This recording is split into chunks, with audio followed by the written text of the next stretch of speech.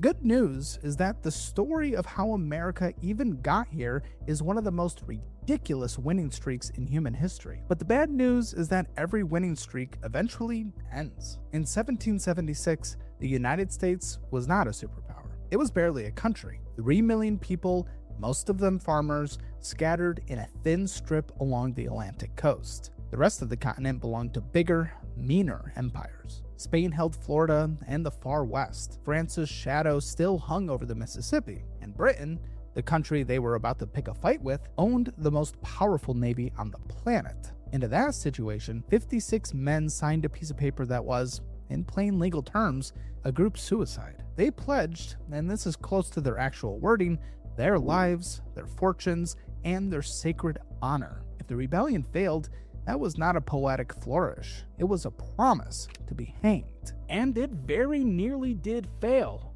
over and over again. In the winter of 1777, at a place called Valley Forge, George Washington's army of around 12,000 men sat freezing in the snow. They lost more than 2,000 soldiers to cold, hunger, and disease in just the single winter. The revolution almost ended right there. And then, in 1814, a British army marched into the brand new American capital and set it on fire. The White House, the Capitol, all burned. To this day, it is the only time a foreign power has captured and torched Washington. And then came the big one. Between 1861 and 1865, the country split in half and went to war with itself. The Civil War killed more Americans than every other American war combined, somewhere north of 600,000 people. The United States broke apart, and then it had to stitch itself back together at gunpoint. And that's the most important part.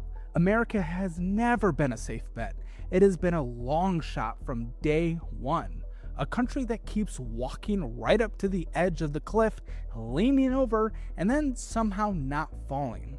By 1950, this improbable little experiment was producing half of everything made on Earth and 80% of the world's cars. So if America has survived being frozen, burned, and split straight down the middle, why are so many serious people now convinced that this time the fall is finally real?